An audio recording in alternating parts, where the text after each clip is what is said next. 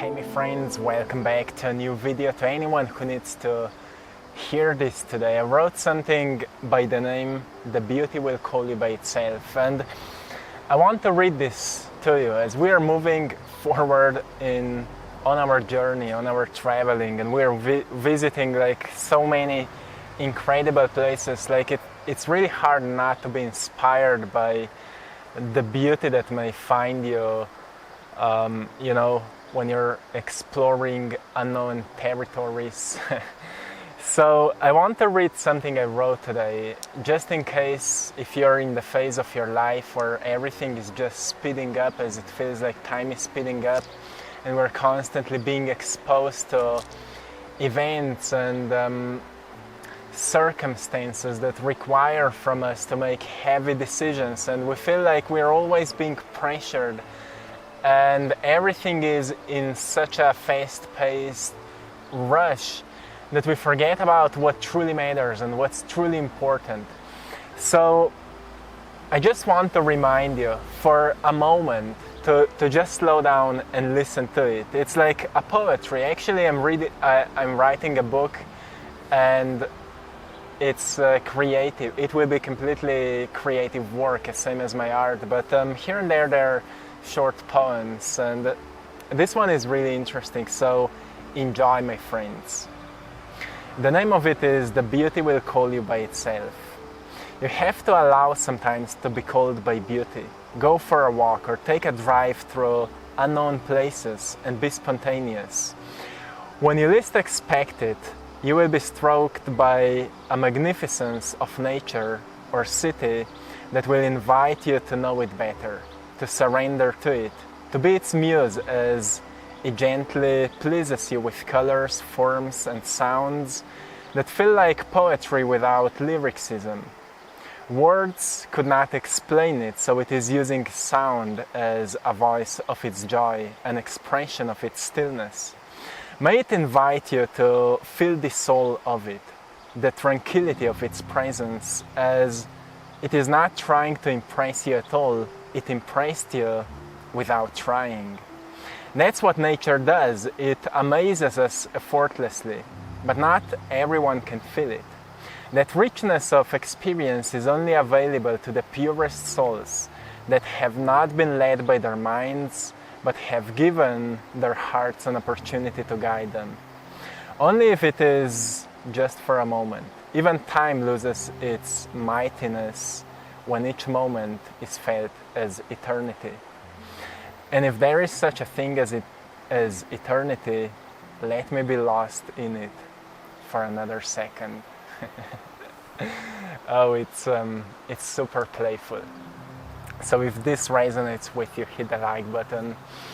And I want to give you a message from here, because, I know for myself, I'm coming from, when in 2017, as I quitted my last job and I said, well, for the rest of my life, I want to fully live. I want to do what truly sparks that inner curiosity, joy, but but also give me an inspiration to discipline myself in a way that I will be willingly building my life around what truly matters to me.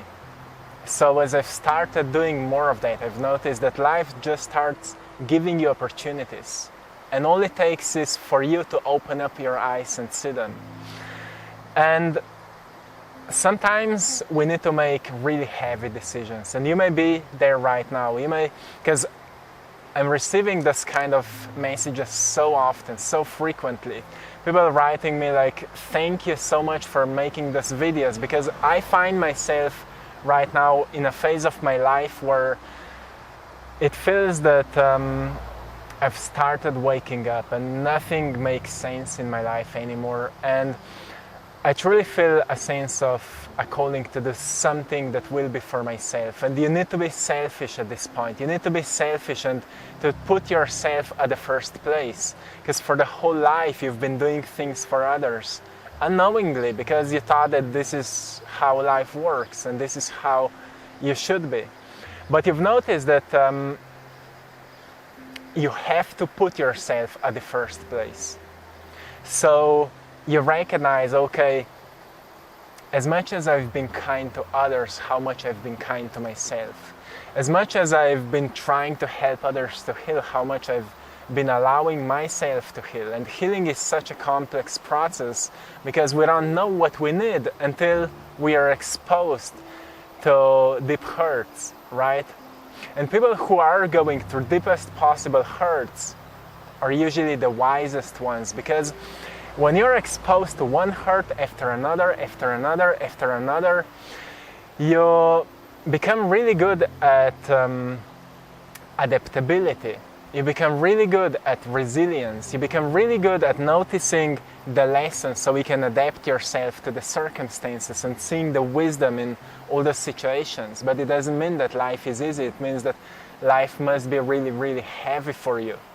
And we all have been hurt. Some went through heavier stuff, and some went just through certain little traumatic experiences that made them think that they're unworthy. And doesn't matter through what you've been through. I want to remind you that there's wisdom within you, and that wisdom always helps you to recognize what you need. And you truly need to be real with yourself and honest with yourself, to say to yourself, okay, if I need that, I need to take care of it. If I need right now time for myself, I will take time for myself. If I need to go to travel, I will do anything that is in my power to go to travel, even if I go completely alone. If I feel that this job is not for me, I will consider to find a new one, a better one. And you need to program yourself to believe that new will always be better. Because sometimes we say, yeah, well, the next one can be even worse than this. The next opportunity will be worse than this one. I will never have good times as I had in the past. People believe all kinds of stuff, and I want to remind you the future that's about to come into the present moment will always be better than your past. What's about to come will always be greater than what was left, than what's gone. And you need to program yourself to believe that every single moment you're leaving behind what is not working for you anymore.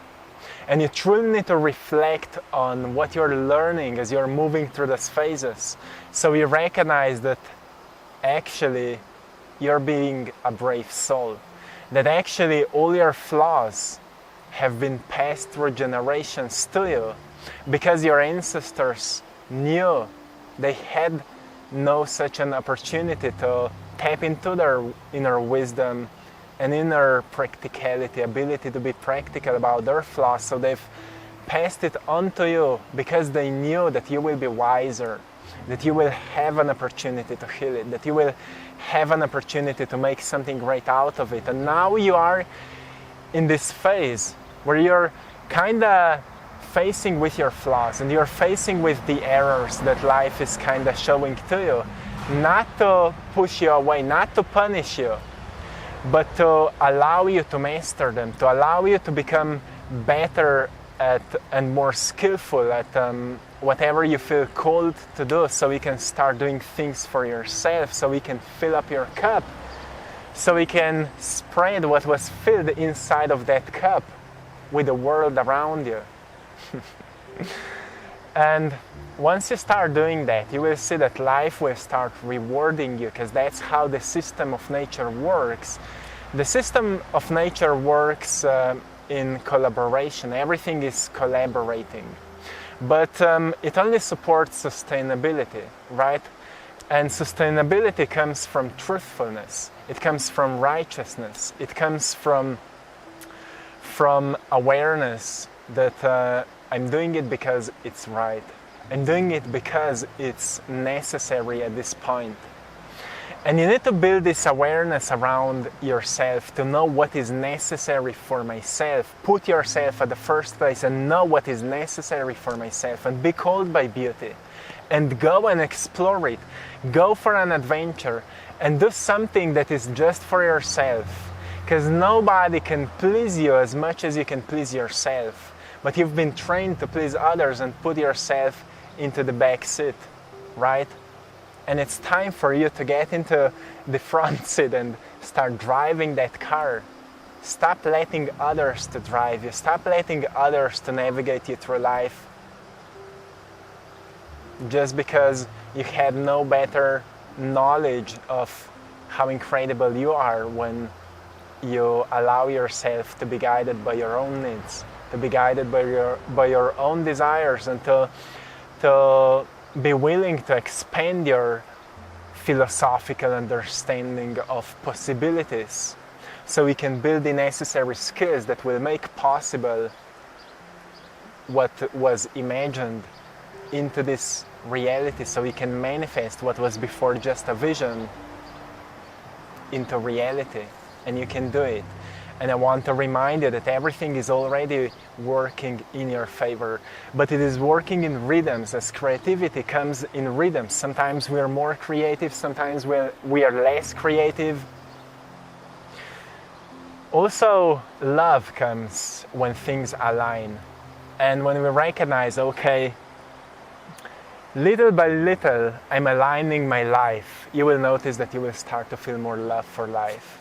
Like, we start with some little routines that help us to be a bit more organized, a bit more disciplined with the things that are important. We make some plans, we start aligning these little things. We take care of our health, we take care of our wealth, we take care of our mindset, we take care of our bodies. And that's how we start aligning things little by little. More we align them, more love we feel for life, more we feel in love with life. And more we feel in love with life, more we feel nourished by life. And with that wonderful nourishment from life, we start flourishing, right? And as we flourish, we thrive. And as we thrive, we become resilient, and as we become resilient, we become like a tree, right? Even of its vulnerability to wind, its resilience allowed him to be flexible, right? To bend its branches, only so the wind will not hurt it, but strengthen it. As it deepens in its roots, it becomes stronger. So we learn that we all are vulnerable, and vulnerability is our beauty. Because of vulnerability, we can creatively express ourselves, we can do beautiful things. We need to learn that when stressful things happen to us, our vulnerability to stress may teach us to become resilient, to become adaptable to it. Like when something stressful is happening and you can't control it, adapt to it. It's completely okay to bend yourself a little bit. But don't surrender to what stress is trying to say to you, what stress is trying to do to you. It will master you only if you don't master it. So to master the stress, you need to know that it is not your master. To master the fear, you need to know that it is not your master. To master any kind of emotion, you need to know that it is not your master. And it is your master as long as it is controlling you. When something stressful happens, let's say an angry person comes to you and triggers you so badly that he or she has ruined your day or even week, that person has mastered you. But when you say, okay, that's not my problem, and you shake it off, now you've mastered that energy. And as you've mastered that energy, you've become wiser. And now you know that if something similar will happen, you will know better. And that's what life is teaching you. That's what all the hardship is teaching you. And that's what we can learn from the nature. You see, storms make trees grow deeper roots. But if trees would not bend themselves, they would broke, they would broke its branches, and they would die eventually. They would dry out. And it teaches us that sometimes we need to bend ourselves. And sometimes we need to say, okay, if I can't control it, I will see what it is teaching me. If I can't see a way out of it, I will try to move through it and see who I need to become to grow beyond it. And sometimes it is teaching us that because we're lacking a certain degree of self-control over our emotions, our body is kind of moving into the opposite direction of our intentions and desires. Like, let's say you want to win in life, but you're constantly losing. It's because you're constantly doing something against yourself. And then your soul is saying to you, if you don't become more virtuous, if you don't build up better habits that are the product of consistent repetition of certain actions that should come from your intentional thinking, you will never be able to get to where you want to be. So life is teaching you to become more conscious when it comes to your daily actions, right? Become more aware of how you're moving. And when you're losing the awareness around what you're doing, and see, are you satisfied with what you're doing? See if you're happy with what you're doing. And if no, and you may say, yeah, everything is working against me. No, nothing is working against you. Everything is just a product of your actions. Everything is just a product of your work from the past. And all those products are saying to you that you can do it better. And it doesn't mean that you're not good enough right now. It just means that you can do it better, which means that you have a capacity to do it better, which means that within you, you're much wiser than you think you are, which means that you just need to let go of false ideas of who you think you are, because you're much greater than you think you are, which means that the greatness is speaking through you always, but you're ignoring it. And I want to remind you to stop ignoring it and start listening to what you know you should do, but you're not doing it because of certain reasons. So my friends, I hope you found something valuable here today. I hope you've enjoyed indie poetry. May the beauty call you, and may it guide you to wonderful places, and may it remind you of who you truly are and what are the aspects of your life that require some work, right? As we are sculpting, building up an artwork out of an unshaped rock. That's how we are shaping our lives. So often it happens that we don't just attract something into our lives. We create it, we make it happen. We make it out of nothing. And sometimes it's hard to imagine how something will appear. But eventually it just does, and we say, well, I'm so thankful that I didn't give up back at that time, right? So my friends, stay beautiful, stay magnificent, stay wonderful, and I hope you've enjoyed in this really beautiful scenery. Till next time, one love.